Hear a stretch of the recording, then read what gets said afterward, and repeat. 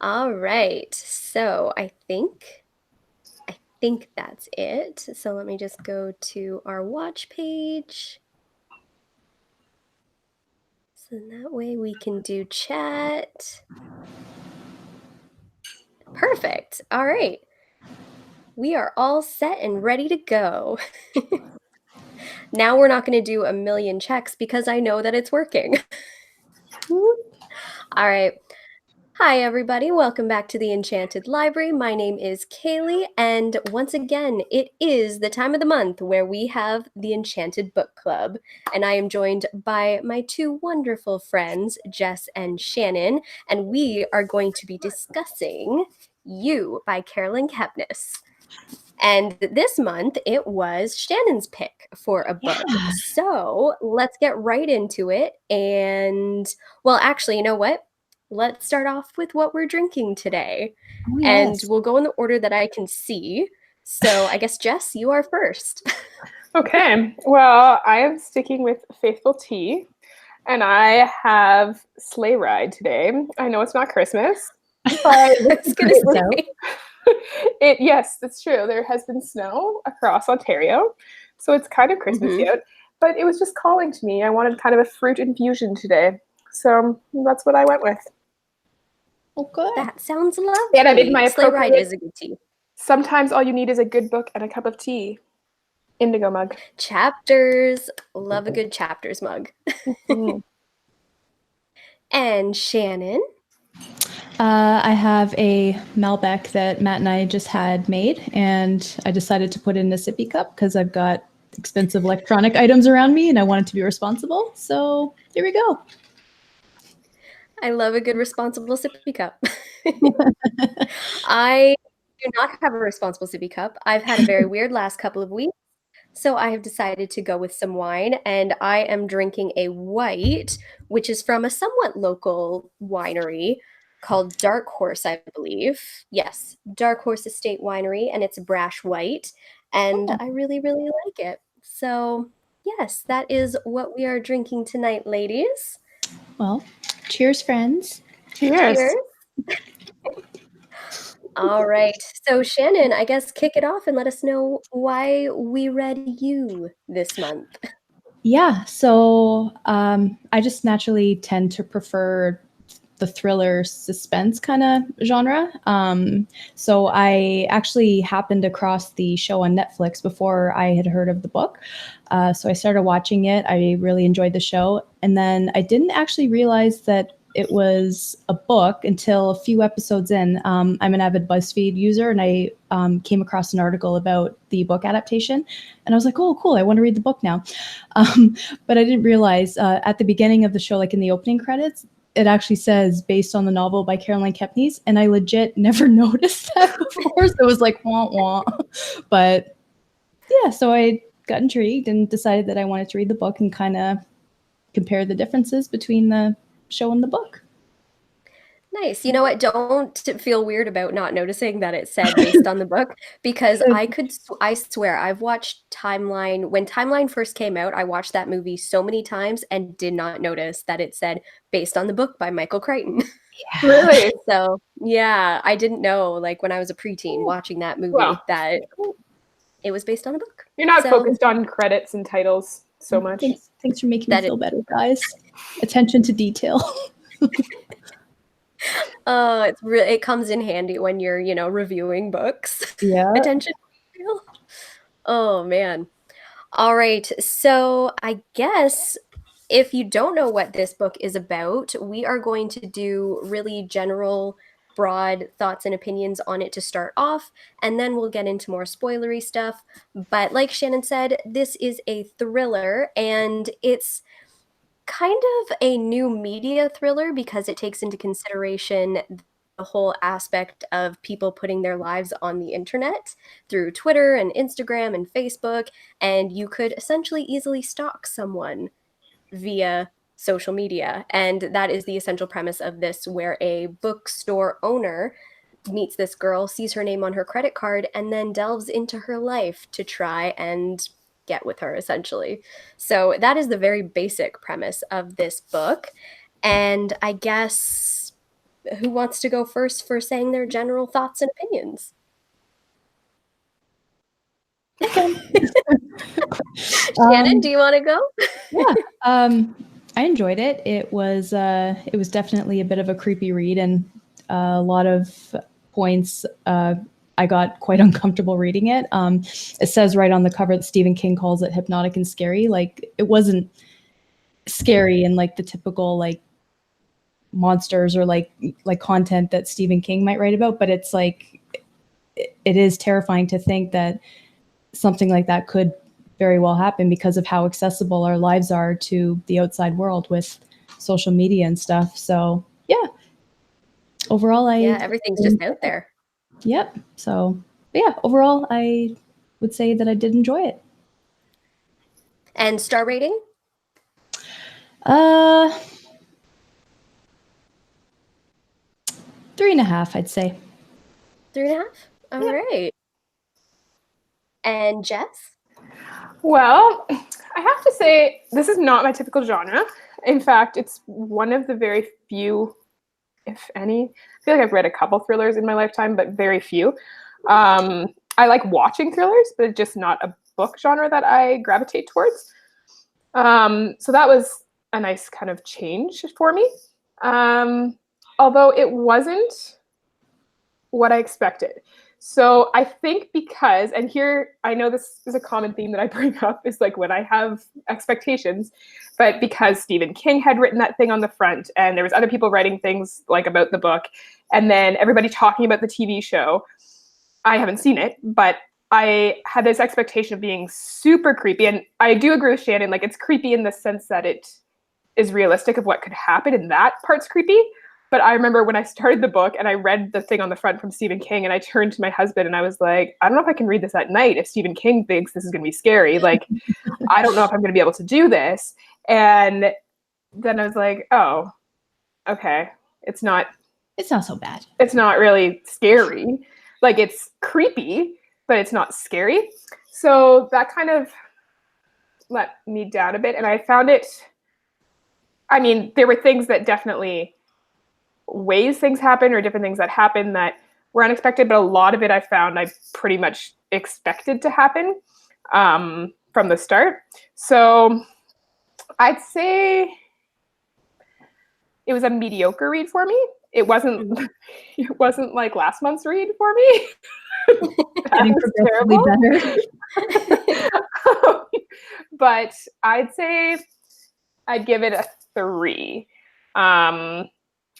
And only, I was going to say 2.5, but it wasn't as bad as last month. And I did enjoy just having a lighter read, even though it's not light, it's the wrong word, but like something different. And it was still interesting, the comparison to real life. Like that was creepy, but also fascinating to be like, wow, like this is like just what our world has come to. It's not some kind of science fiction thing anymore. Like this is real life. Mm-hmm. So that part I found interesting. So yeah, I'd give it a 3. All right. I agree with a lot of your guys' points, like the whole aspect of it being today's day and age and being a modern thriller. I appreciated that. Like the premise definitely had me intrigued, and the whole influx of it from the show perspective coming into play also had me intrigued because, I mean, that the preview for it was just really interesting. For me, thrillers are also a genre that I don't read very often, basically because they never catch me off guard. And I feel like this book kind of fell into the same issue where when I read a thriller, I expect to be on the edge of my seat, not knowing what's going to happen and being taken for a wild ride. I don't really find that so much with this book. I'll get into a lot more detail, obviously, later on. But for me, I gave it a 2 to a 2.5 star because I didn't find it scary. I didn't find it thrilling. What it said it was, it really wasn't. So I was kind of let down and not caught off guard. But I'm also like keeping expectations pretty high, because when you hear thriller or mystery, you expect to be thrilled or have a mystery that you need to solve. And I had the same issue as you, Jess, I think, where I kind of called what was going to happen right from the beginning.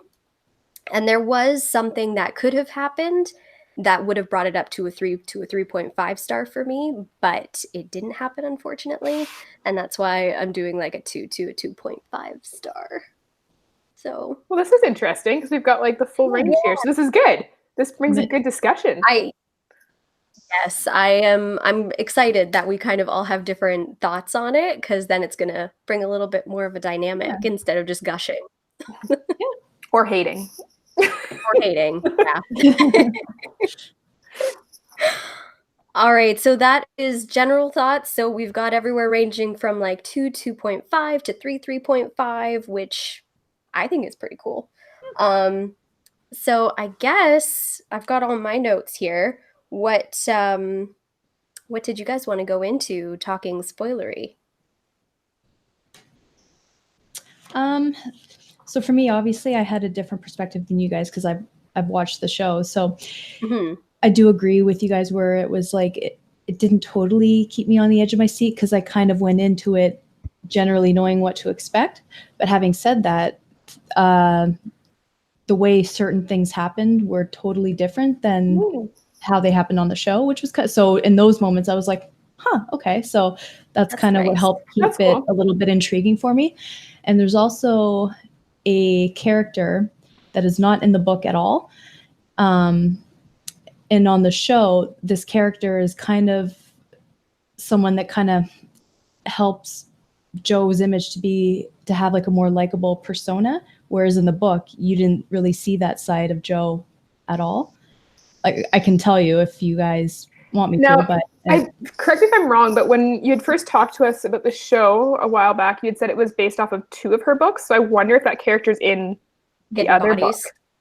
I don't think so. No, because I actually, you guys must have this in your copy. I think they put in the first couple of chapters in Hidden Bodies because it's a sequel to. Yeah, I didn't read it though.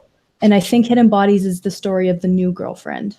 So I don't foresee this other character popping in the book at all. So I think they wrote this person in to try to make Joe's image kind of make you believe that he does have sides to him where he can be a good person. So yeah. So that's why I found it interesting. Yeah, that would be, I think I would have liked that also to be in the book, because I don't know, reading the book as it is right now kind of completely turned me off of watching the show. Like I'm not really into the idea of the show now, having read the book. But Badgley. I know Penn Badgley's amazing. Love him. But I don't know. I don't think I want to.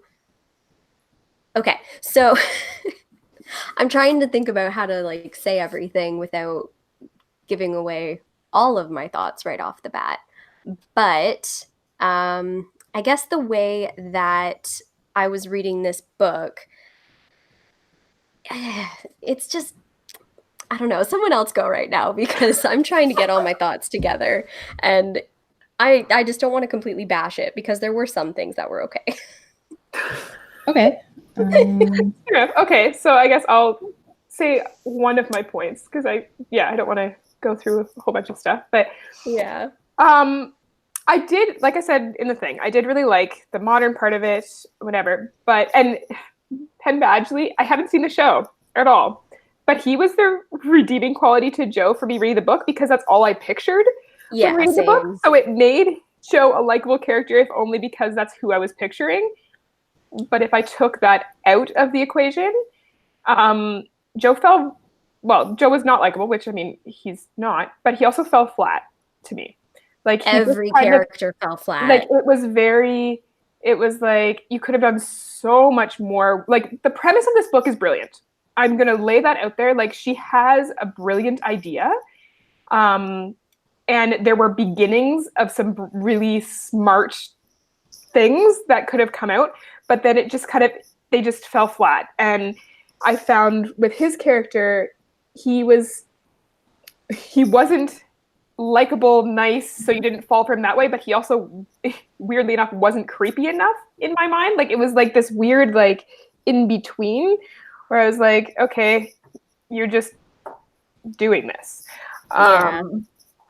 Now, again, like, I don't know if because I do want to watch the show just for comparison's sake, because I like to do that, but I don't know once I watch the show if having that other character will then change things for me. Obviously, it doesn't change the book, but for the storyline purposes. But yeah, I just found that the characters fell flat to me. Yeah, they were all very one-dimensional. Mm-hmm. Like, they weren't fleshed out very well, none of the characters. And I know one thing that books that have unlikable characters, they can still work for some people, just depending on your general tastes. For me personally, I need to have at least someone to root for. And I didn't care about anybody. I didn't care about Jo. I didn't care about Beck, none of her friends, the boyfriend. It's just, I couldn't connect with any character. And it didn't help that they didn't really have much depth because I couldn't get on board with any aspect of them. At first, I was starting to think, oh, maybe I could be on board with Jo if I just get into that mindset. But again, like you were saying, Jess, it was just sort of one note fell flat. He didn't really have a purpose for what he was doing, which might just be delving into the psyche of his type of character and being a serial killer, essentially. But I don't know. It's just, there wasn't really any depth there. But don't I mean, like, I know much about serial killers, but theoretically, in my like fictional knowledge of like thrillers and whatnot, don't serial killers tend to have some kind of reason behind what they do things? Either there's a backstory that started something, or there's something that hooks them that makes them go after these people. Like, each of the people he killed, it was just because they were in the way. And like, obviously he was going after these women. Like, you hear kind of the backstory of like these other girlfriends, like in the past, or like different things that happen. But it's like, but why did this start? Where, like, yeah, why did this start, and why is he? So I guess serial killer, I guess, isn't the best way to describe him. But he is. His like psychotic nature, almost, maybe just the fact that he doesn't have like that thing that makes him want to kill. He just, like, he doesn't have that trigger necessarily, so maybe that sort of plays to just his craziness in general. Shannon, how did you find, because obviously like you have a different perspective seeing the show, and also just your different perspective on the book, how did you find it in terms of like his motivation or his character in terms of like his killing sprees, for lack of a better word? Well, for like his backstory, which like I guess could technically be considered the whole like catalyst, like as to his behavior, because they touch on when he was a kid, when he worked for the bookshop owner, how he got locked in the cage as a kid. True. And then that's spoiler territory. That's kind of his trigger moment. Puts people. So yeah. Other than that, though, they didn't really. I don't think they really touched on much else in that regard on the show either, as to like the why. He just became fixated on this person, and then, like you said, I think Kaylee I can't remember who said it. Sorry, just trying to eliminate anyone who's getting in the way of his happiness with this relationship. So, yeah. And I guess the cage isn't even really a through line, because he doesn't. If he killed everybody and brought everybody to that cage, I would consider that more like consistent. But yeah, it wasn't. Yeah, he was trying to kill Peach on her first run in the park. Then he did it at the beach, and then his other girlfriend. Which is not how it happened in the show. Ooh. I got to say, actually, I enjoyed the way he killed Peach better on the show. That sounds really bad. But all right, Shannon, should we be worried about you? No, it's just like on the show, it's like, oh, like you're watching it. Like, oh crap, okay, like that was very calculated and thought out. All right. Like, I mean, he got in his little foxhole or whatever and then just waited her out. Yeah. But it was still very, like, I mean, it was calculated, and you obviously saw it coming, but it was also it was a last minute, like he saw what was happening. He's like, I'm gonna go deal with this, and I'm gonna like. Yeah.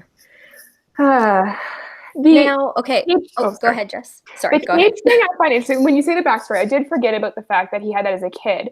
But it's interesting to me because thinking about that just now as you brought that up, because yes, he had that and that was terrible, but he's still friends with Mr. Mooney. Mm-hmm. Like really good friends. So it's like there was like, yes, it was a like a lesson he was being taught by being put in this cage and whatever, but then he was let out and everything was fine. Which I mean could play to a bit to the thing with Beck when he left the door open and stuff, but it's still kind of it's weird to me that it's like I'm gonna kill. It's the killing part that's confusing me. That I'm like, where did this switch happen? Like, where did he with his ex-girlfriend and her brother, and then all these new people? Where did this switch happen? Is just Yeah, confusing to me. it's like it's an obsession thing to the point where he wants all of their attention on him and he'll get rid of anybody that's in the way. But yeah, the killing thing is just very excessive There was a for lot what of his upbringing was. So aggressive. Like, yeah. And just the way that it was plotted out. I think one of the things that I made in my notes was saying something like it was like she was just throwing spaghetti at a wall. Like, like here's all let's see. right. Okay, so we've got Beck. Does she have maybe another guy in her life? Throws it at the wall. Yeah, it sticks. All right, we got a boyfriend that we can get rid of. Um, what about a friend who's also obsessive? Ooh, Yeah, maybe a let's do that lesbian? too. Like, it was just, I Yeah. didn't understand her plot because there was the only through line was the eventuality of getting with Beck, but it didn't, nothing, no. It was just so oddly laid out and it was so not meticulous at all. Like, it was just, all right, so step one, get rid of boyfriend, and then wait a little bit, and then now, oh, get rid of the friend that's annoying, and then, oh, now she has a therapist. Let's see about getting rid of him. Like, if there was a little bit more interweaving of those characters, like Peach constantly being all about Beck, or Dr. Nikki always being around. But Yeah, it it was just felt very like it was single stories. It was like yeah, little stories. It was this story with this person. Okay, we'll get rid of them. Now we have this story with this person. Even though there was slight interwoven things with like like she emails mentioned a or name. like mention a name or like whatever, Like, but it was still very and yeah. Dr. Nikki at the end, I was just like, why didn't he play a bigger part in the beginning? Like, we could have had more interaction there. We could have had more interaction with everybody and Well, even actually when she gotten was connected. even when she was seeing Dr. Nikki, I mean, yes, we got Joe's perspective of seeing Dr. Nikki, but she went off the radar and it was all of a sudden just Joe, which is fine. But it's like if we could have had kind of a bit more about, and not necessarily even their relationship, but just little bits, little Of her glimpses therapy. into her therapy, then it kind of would have built the character on both sides a bit more. Or She saw I, Dr. Nikki the whole time. yeah, So why is it that in the last third of the book, They we're didn't talk just about all it of a until then. sudden seeing those letters? Like, why didn't she have those emails that she sent to herself? Why didn't we see some of those at the beginning? Why did we see like 6 of them in a row? right. Like, it just, I don't know, maybe I'm just strange, but I found it weird that all of a sudden Peach ended up being gay, which is fine, but it was just a weird addition I found. And I understand that they did it to make the obsession stronger. And so I kind of get it, but it was just a weird addition. And then when Beck ended up, when Joe confronted her about things and they were having the whole conversation in the cage, and then she's like, it wasn't the first time. And it's like, hold on. Tell us about this well, I first mean, time. those pictures, the pictures sort Oh, of But she was made us sleeping assume though. I flagged that passage. Wait, about the pictures I think it because I was like thought it was weird that she just had pictures of her naked. I Like, mean, that clued me in that she was, WTF. that clued, Yeah, flag. that clued me in the fact that obviously she was a lesbian, but then I found it really weird because I was like, okay, so I just thought that meant she took pictures of her sleeping. Like they'd been friends for a long time. Like she had access to her and just happened to take pictures of her without her knowledge, because it talked about her being asleep in the photos or whatever. And so I was like, okay, so she's almost stalking her was what I assumed. And then all of a sudden it was like, this wasn't the first time. I was like, so wait, Beck's bisexual, or had a relationship Yeah. with Peach, or didn't, or She just made advances at her before, and yeah, to what extent is yeah, past? And yeah, And we weren't told any of that until her ex was out of the picture. yeah. yeah. Like, and then also Joe's not a very reliable narrator either, because he's got his own issues in his head. Like that's just a type of writing style, is having an unreliable narrator. But just his attitude, I can't even remember the first guy's name. What was his name? Benji. Yes, Benji. He had issues with Benji for having allergies, like he faked his allergies or whatever. And then he had issues with it was just he's just very unreliable and not very well thought out, I don't feel. He was just a very frantic character in general. And I noticed too, like the writing style, there was a lot of run-on sentences throughout the book. Yeah. But I think that was his thoughts, like it's like a run-on. Frantic. Yeah.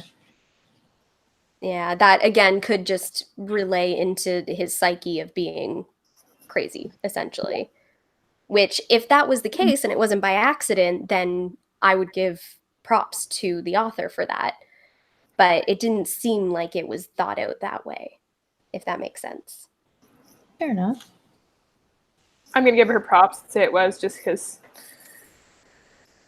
Fingers crossed. Yeah. Also because I want to give her editors credit that if they edit it, they would have noticed run-on sentences. So yeah, so maybe it was purposefully done. So. Oh, go ahead. Okay. Sorry. So, thoughts on the actual final act of killing Beck? Ooh, we're getting right into that, eh? Yes, because she dies. Oh my god, I'm shocked. Didn't suspect that from page 1. But so, how do you guys feel that scene went down? Because it bothered me. It was a cluster. And it had climactic to me. It was like, okay, so you've got her in the cage. This could get into, like, there's ways this could go down that you could kill her. I mean, we knew it was happening at that point. And then it was like, okay, we knew she was going to come upstairs. Obviously, like, foreshadowed. He left the door open. Yes. And it was very specific that it was said that when you switch the light on, it turns the fan on and you can't hear anything. Yeah. Wow, that was foreshadowing for the next 2 paragraphs. Yes. And so, but then it was like, I don't know, it was weird. It was just not a satisfying death. It was like you said, it was a cluster. It was just all this, I don't know. I didn't like it. It was a weird interaction in the cage, and it was weird when she was trying to get out and banging on the door. Like, why wouldn't you get something to break a window? Like, I don't know. Yeah. Or grab a phone, or a phone, something. Draw attention if you're trying to get out of an enclosed space like that. It's like, maybe don't let on that you're trying to make it out. You could sneak out. Be a little stealth. Yeah. But she had time, like, while he was in the bathroom, she would have had time to do more than just, like, I've never been attempted to be murdered before, so I don't know. But really? I mean, I don't know if I would think straight either. But That's I mean, she could have called somebody. She could have broke a window, because I'm assuming it's a typical, like, bookshop where you have glass. Yeah.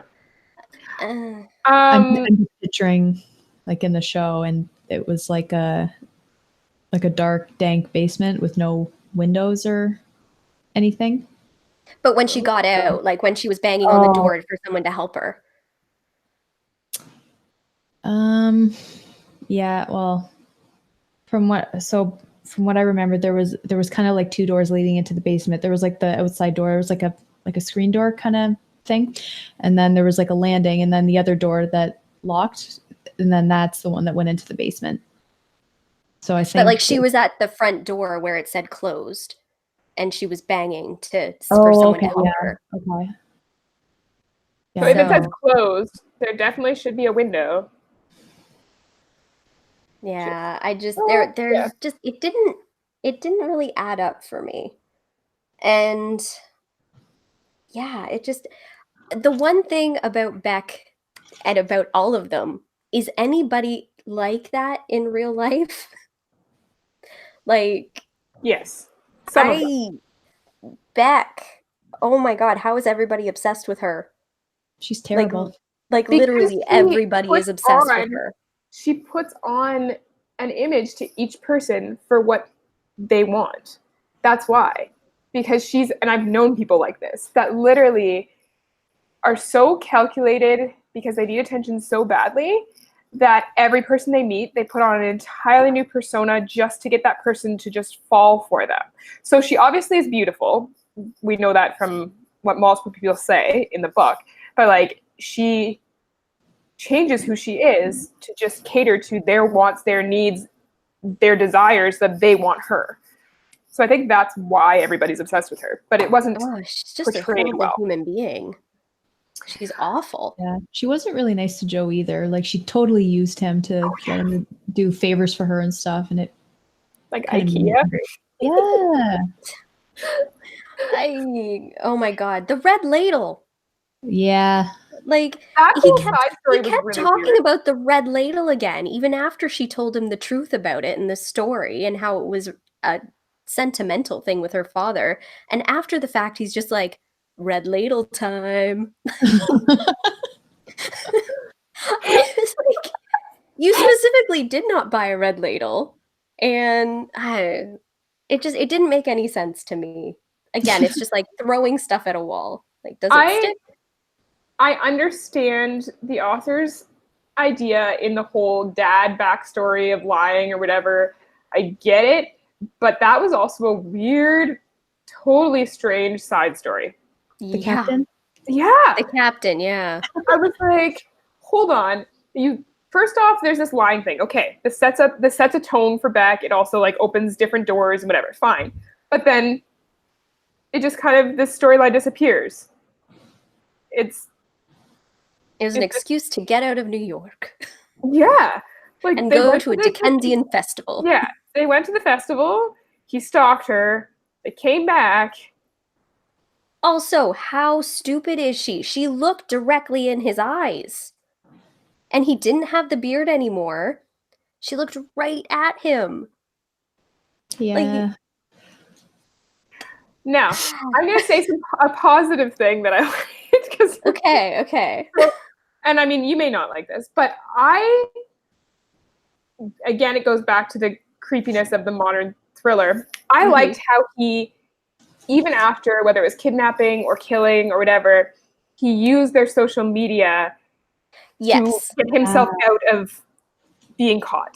to I keep thought up that was the like keeping up the persona. So letting on that, Benji was doing this wild life and whatever. So people didn't think twice. Letting on like Peach sending the email, yeah. like that I found was really smart because I was like, how's he going to get out of like all of her people are dying? But it's like he let everything build up just the right way. And because he'd followed all of Beck's information, he knew how people wrote to each other and he knew how people tweeted. And he knew all these backstories enough to keep up their personas, which is creepy as hell. But I found that really interesting.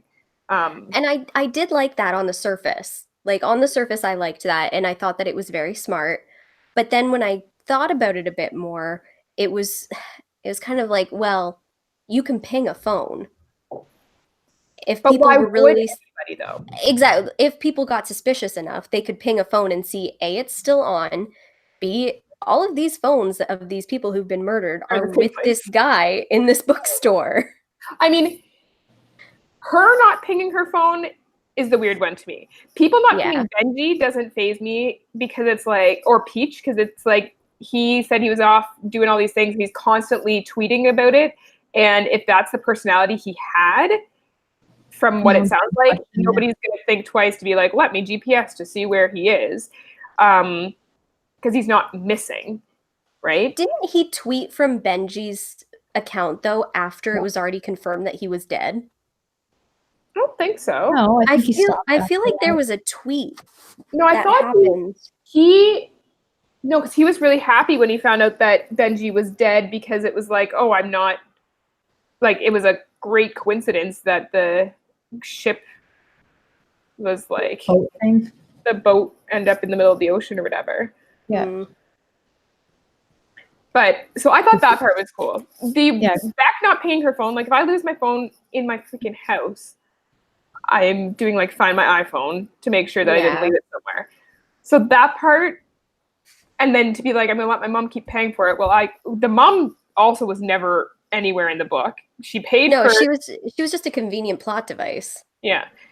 I'm going to let my mom keep paying for it, but I'll go get a new phone. But I haven't actually looked for it anywhere. It's like also, oh, go ahead. No, it's like you don't contact your mom to be like, hey, I lost my phone. I have to get a new one. Like, she just lets her keep paying for it. It's like, what a brat. I mean, I guess it happened in the past, and she just didn't want to bring it up again to her mom. But still, but all the more reason to ping your phone.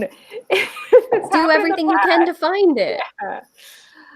Oh, Beck. Oh, she's just a horrible person. I really just don't like her. I have to admit, too, going into this book, I did not realize how much sexuality and coarse language would be involved. It's very smutty. I told you. Remember the second chapter? I was like, oh, guys, I don't know.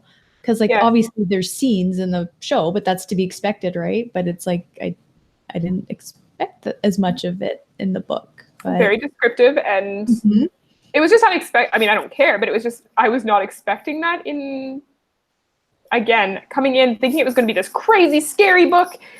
And then I was like, oh, okay, this is a whole different kind of... I was kind of expecting it, though, because when you're talking about a guy that has an obsession with the girl and already going into it thinking they're going to get together at some point, I kind of expected that. Her having her windows open all the time was really stupid, though. Yes, I do agree with that. Also, who wants to burn green pillows now? Oh, when he talked about, there was a scene where he talked about the green pillow. I think, didn't it belong to her dad? There was some, it was her dad. Yeah, it was an airline pillow. Why are you? Yeah. Oh, yep. It was an airline pillow. WTFF, what the effing F? What the F and F indeed. These are my notes, literally. What the effing F? Green pillow backstory, question mark, question mark, question mark. Ew. Yeah. That's my note. Well put. Well put. Yeah, That was a very weird addition to the story. Yep. There's something else to do with my brain's kind of jumping all over the place now. Sorry. Yeah. I'm starting to think about Dr. Nikki again, and the whole how quickly Joe took to therapy.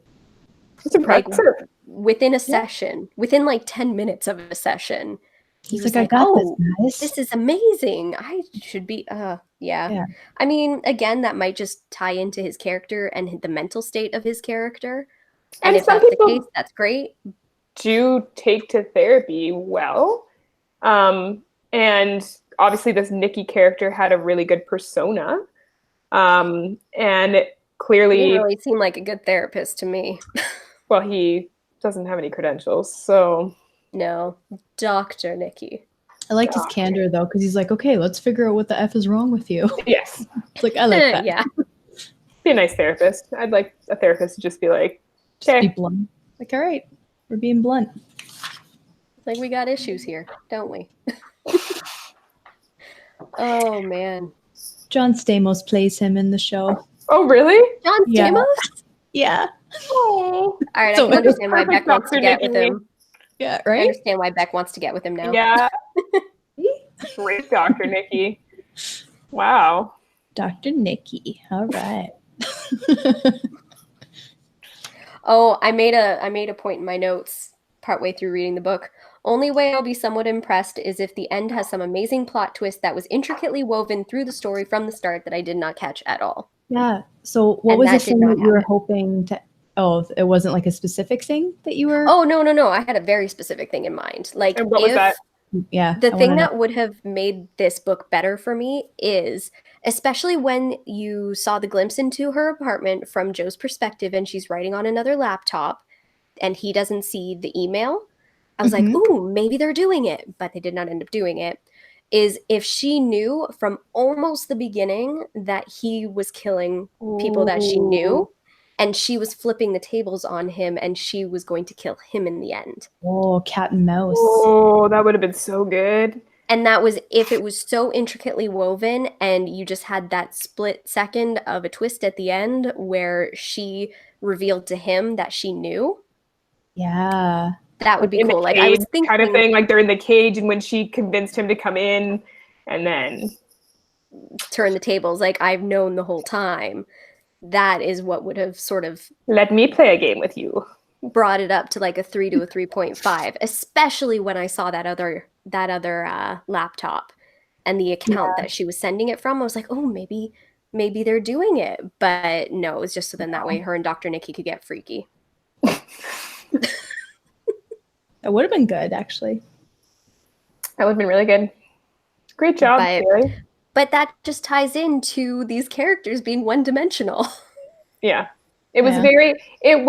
I mean, obviously I didn't count like how each one was going to happen. I mean, some obviously you knew the cage was going to be involved in some of it, but it was kind of like, okay, this boyfriend is coming and he doesn't like him. He's gone. Okay, this peach friend, he doesn't like her. She's obsessed with Beck. Okay, she's gone. Okay, this therapist, he's going to go to the therapist. Okay, what's going to happen? Oh, wait, the phone's ringing. I wonder who that's going to be. Okay. Yeah. Kind of, yeah. That's pretty much how I However, felt while reading it. the and I can't remember his name right now. The guy Ethan. Oh, the employee. I found Oh, who ended up dating Blythe or whatever? yeah. I both liked that character just for like a change of just like whatever, but then I was just like he's another pointless character. Yep. Like you bring this character in to just have I don't know if he was supposed to be the redeeming quality for Joe or something. I don't know. No, But it's on him. you bring this character in and okay, he gets together with Blythe, but then and eventually Joe's invited to the wedding. He was And just there that as a comparison for Joe, so then that way he could still feel like he needs to be with Beck because he wants to be in this same type of relationship that an Ethan everything ship. has. An everything ship. Oh my god, gag. Aaron, do we have an everything ship? Yes, Aaron, what? That is exactly. What? What? And actually, Jess, you saying that there was no point, that was the last point that I made. What was the point? That's good. A point of a point. Oh, and that the book was way too long. So there was, yes, for what it was. I mean, I'm finding a lot actually with books lately. I don't know whether it's just certain books I'm reading or what, but I find that a lot where authors are just going at this story for way too long and dragging out points that don't need to be drug out and adding in side plots that really have absolutely no point in the book at all, just other than to have a side plot. And I mean, I still probably would have had issues with the book, but if it had been shortened by 100 or 150 pages and taken out like a chunk of just this nothingness, for lack of a better word, I think it would have improved it a bit because there was a certain point where I was kind of like, okay, I just got to get through this now. Mm-hmm. And then it'd pick up, I mean, not pick up in like total suspense. I'm excited, but it would pick up a bit in the storyline, like, okay, something's happening now. But then there'd be kind of this nothingness. And then you have like a random plot of he's got another girlfriend now. Yeah. But then the cop brother and oh my god, yeah. Officer Minty. Yeah. Officer Minty. I mean, I get that she was supposed to be the cat getting the mouse out. I understand that. But also, how did she never find all the Beck stuff? And like, She didn't go into the wall, apparently. yes, what made Beck go into the wall? She's being snoopy. Yeah. She was just like, ooh, wall, this seems like a spot that you can hide things. No, because didn't she notice when she first went to his apartment, the There was hole in a his wall? hole. He had chucked his typewriter at the wall, and then she was like, "Oh, there's Right. a hole in the wall." So when they got back together, she noticed there was a tapestry over where the hole was. So she was like, "Did he just cover the hole?" So Fair But enough. why would she go into the hole? Maybe Yeah. it was Unless I shallow could hole. see something, like unless I could actually see that there's a box there. And then I'd be like, ooh, what's that? But then also, Beck being a horrible person, she opens up the box. Well, I it would depend if it said Beck across the top. have a possible explanation, because I think when she first went to his apartment, she had asked, she's like, "Why is there a big hole in your wall?" He's like, "Oh, I had a pipe burst and they're fixing it." So maybe she went to check to see if there was actually a pipe issue, that like just peek in, and then I don't know. I guess I could. It's still weird to me, but I could kind of see it. Like if you're sitting in someone's like your boyfriend's apartment, and you knew there was a hole there, and there's tapestry there, and you're just kind of like waiting for him to come home, and you kind of look, and then you're just kind of like, he did not hide the box very well then. No, well, he didn't. He didn't. I mean, obviously, he didn't expect her the first time she came, but like he didn't hide anything well. Like he was so obvious about things, even just having her phone, like. Her phone's literally with him all the time when she's there, and he's like looking at things. How does he read and mark unread without her noticing that often? That's what I want to know. Like I can understand that's true. if you read an email and you mark unread, but like he's reading them as they're happening. So there's a conversation happening. So how would she not notice it's like going back and forth? I don't know. Because she's the worst and she doesn't catch on to anything. Even when she thought that he was spying on her, she just emailed Dr. Nikki, "I think that he's spying on me and reading my email." She clearly didn't care. She just got another account. Yeah. Yeah, that is. And why did she think he was spying on her? She probably saw what you just said. Wow. But she's the worst. Shannon, say some redeeming points about the book. Mm-hmm. This is your job now. I don't know, because like overall, I think I did enjoy the show more. More than the book? Yeah, I think so, but I don't know. It was just. But you said there's this other character that makes you guys are hitting some pretty fair points. So. Do you want me to talk about the other character, or should I leave that?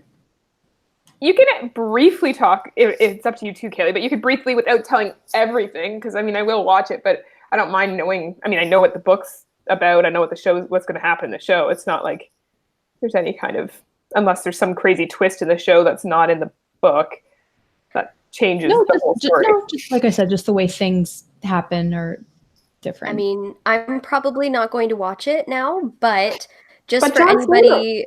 And I know, but anybody who is watching this later on, maybe just like skip over the next minute or two, because it's spoilers for the show and also could potentially be spoilers for the sequel, Hidden Bodies, because even though the character might not be introduced in the first couple of chapters, he might still come in later on. So yeah, I have no idea.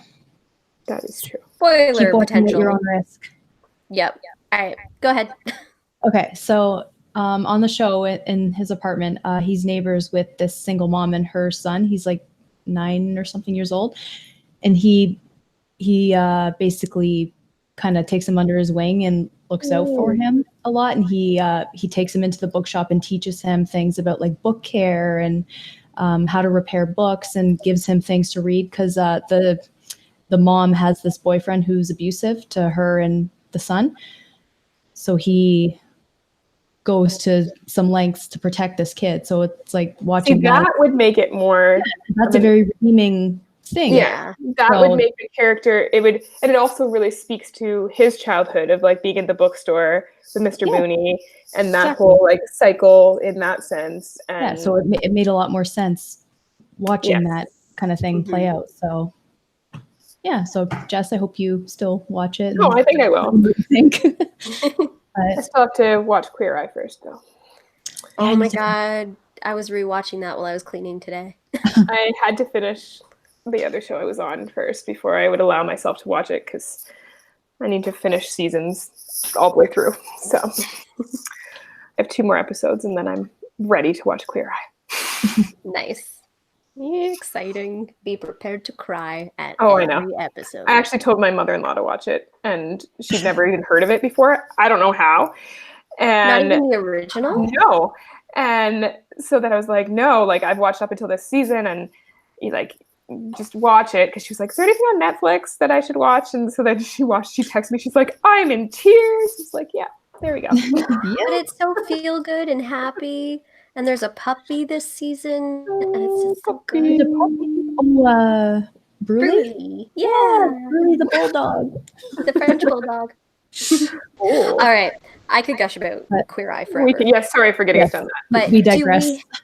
Do we have any sort of final thoughts on You by Carolyn Kepnes, other than how witty the title is? Because when you're talking about it, I like that. There's I just took the note out. I don't know why I did that, but there's a scene where I don't know why I keep calling it scene. Anyway, he finds an email of Beck's that I think was written to her by her prof, and he's like, yeah, I'm reading you right now, like meaning he's reading one of her stories, but it just made me remember that. Yeah. I'm like, it just feels like it's like youception. Yeah. Because it's so smart. Like when you're talking about the show, you could say I'm watching you, and it's about a stalker. And it's, I just think it's a very witty use of the title. Like a double entendre. Yeah. Oh, one thing I know we have talked about briefly in our side conversation, but that we didn't talk about on here, was how he was talking to her and how like it seemed at times like he's talking to you because he's the writing style. The writing style in that sense. That was interesting to me. But it took me a while to get used to, but it was an interesting way of doing it, because for a while it's like, why are you like I'm doing this to you, and then you're like, what? Yeah, like you're conscious that he's talking about Beck, but still when you're reading it, it's like he's getting in your head as the reader, which yes, I did like that. And then the fact that it was first person, I think, Jess, I mentioned to you that it was very like circa 2013 writing style. And then I think we found out that the book was published in 2014 or something. Yeah, somewhere around that time frame. So, yeah, I think it just ties into the years that it was written and published. But I think it was a really smart writing style for this type of book. It definitely adds to a creep factor. Mm-hmm. It makes it more immersive. Instead of being a third person story you're just reading. Yeah. It's like it's happening to you as you're reading it. How many times can we say you? You. Tally. But yeah. Sorry, I had to intersperse that before we did final thoughts, because No, I'm glad that you brought that up, because I did like that as well. So I guess that is sort of it on March's book club book, which had mixed reviews from us. And I did check on Goodreads for a bunch of reviews, and for the most part, it is getting a lot of like 4-star reviews on Goodreads. So I think that's good. There is the odd 1 and 2. Now, I wonder how much of the 4 stars is people that have watched the show, and then like there's that kind of. I think it's a pretty good mix. Is it? Because there's a fair amount of people that read this when it first came out. Like what's the publishing run on this? So I have I think second cover run of it. The first cover run is slightly different, and then obviously you have the movie tie-in. I have the same. There is a second movie tie-in that I saw when I was at Shoppers. Actually, I wish I should have taken a picture of it. Yeah, but it's different from this. I was like, why did they release 2 show tie-in covers? I thought that was kind of strange, but if I see it at the store, I'll take a picture and send it to you guys. But I was just like, So this is a 20th printing. Wow. Oh. So I mean, it's pretty well read. So Fair enough. Yeah, and that was back, I think, 2015 this was printed, possibly. I have to dissect the publisher page, but yeah. So I feel like it's gotten a pretty good run, and then the fact that there's a sequel also speaks well for it. That's true. But yeah, I just didn't Fell a little like it flat for as you. much. You know what? Yeah. At least you liked it better than my book I picked last month. We're moving back up. It's fine. We're slowly moving back up. And actually moving on, because that is it for March, we are now going into April, and we are back to my pick. Woo! So April is a Kaylee pick, and I decided to switch things up because the first 2 months we had pretty heavy historical fiction reads. And then for March, obviously, we had a somewhat heavy thriller. So we're going to go with something that is light and fluffy and contemporary, which is a genre, again, that I don't read very often. But we will be reading I Owe You One by Sophie Kinsella, which was just released about a month or two ago. So I've been holding on to this book since it came out because I love Sophie Kinsella, and I really want to read this, and it's just been staring at me for like the last month and a half, and I haven't now been able you to read it. can. And now I can read it, so I'm really excited about that. Um, but what I Owe You One is about is we have a main character who I think's name is Fixie. Yeah, Fixie Farr.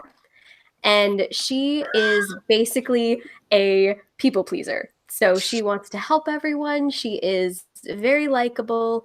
And when she's in a coffee shop, a guy asks her to watch his laptop, which she does. And then he gives you an I Owe You One. And he is in this business. I guess I don't know if he's like a CEO or if he just works there. And her friend needs a job. So she ends up taking him up on his I Owe You One to get her friend the job. And rom-com fun ensues. And I just really like Sophie Kinsella because she does a really good contemporary chick lit kind of writing style. But in every one of her books, she also does something with business. So either there's an entrepreneur in it, or there is some tech company or something business related that is sort of interwoven in the story. So I'm very excited about that.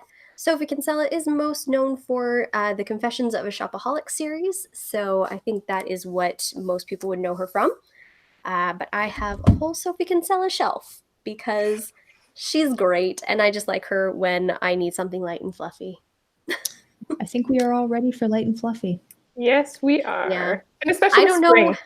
Yeah, I don't know Yeah. how like in depth and super intricate we can get with a discussion on light and fluffy, but Oh, we'll I make feel it like good.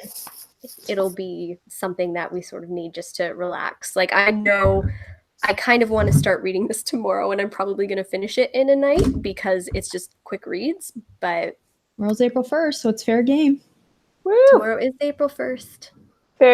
We can talk character development. We can talk probably some plot points. I don't know if they'll be very contentious, but maybe. Who knows? We'll have to wait and see. Like you guys might not like her writing style, or you Yeah. might not like That's the rom-com aspect, or yeah. The beauty of these discussions, you go in kind of not knowing fully what to expect. Because like with the last book, I remember like we were kind of filling each other in as we went, like on our thoughts, like I'm not enjoying this, whatever. With this book that we just finished, I feel like we didn't really get to discuss as much. Because we all finished it this week. And so Yeah. it's like, So it's kind of And I've neat also to been go kind of into it. MIA. yeah. Yeah, no, but it was kind of neat to go in like anticipating everyone's thoughts because none of us were really sure like what The other each person other thought. So Yeah. yeah. Yay! Guys, can I just point out that I already finished this before I started, so I couldn't. Oh, Oh, girl. So much I tea. have not drank as much as I thought I would. Yeah, I've just been lately nursing my Guys, wine. I'm a camel. I drink a lot. Is it a camel if you pee a lot? Or is it both? No, camels don't Oh. pee. Camels retain a lot of water. They've got their Oh. humps. Their humps retain water. I'm sorry, I'm thinking of a Dumb and Dumber reference. I'm sorry to Fair. everyone watching this. Anyway, This is what we do. It's fine. This is what we do. It's okay. So yeah, that is our discussion on you and the next book club pick. We're discussing you. So we've kind of been doing this the last Sunday or the second last Sunday of the month, just depending. So April 28th is the last Sunday of April, or we could do the 21st. 21st is Easter weekend, so that's not going to be a go. Oh, yeah, that's a no-go. Is the 28th good for everybody? I'm 99% sure, but once we get off this, I'll double check my calendar, but I think so. Okay. So as far as we're aware at this point, we're going to be doing the 28th at 8 o'clock again. And if that changes, stay tuned on my social. My Twitter handle is @KayleeZ, and I am in Canada. So yes, I say Z. So you can follow me on there. But yeah, that is everything. But anybody have final points or anything that you want to say? I think Stephen King said how hypnotic and scary it was because of all the shout outs he got in the book. Yeah, I think that he was like, okay, I got to say something good about this. Right. That had to be said. Yeah, I thought that too. He did get a lot of shout outs.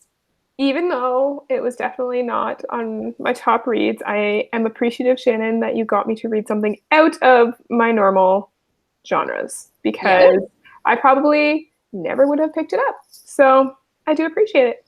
Okay. Much thanks. Many thanks. Words. All right. So I guess the next thing from me, I'm going to be filming my Q&A soon because we are at like 535, 36 subscribers. So I'm going to be doing my 500 subscriber Q&A soon. So you can go to my 500 subscriber announcement video that I posted a couple of weeks ago if you have any questions for me, and I will answer them on possibly my next video or the video after that. So stay tuned for that. Otherwise, from me, I post a new video every weekend. And thank you so much for watching if you stuck with us for this long. Much appreciated. Love you so much. But yeah, like this video if you did. Subscribe to my channel for more content. I do put out new videos every weekend. And until next time, keep reading. Bye!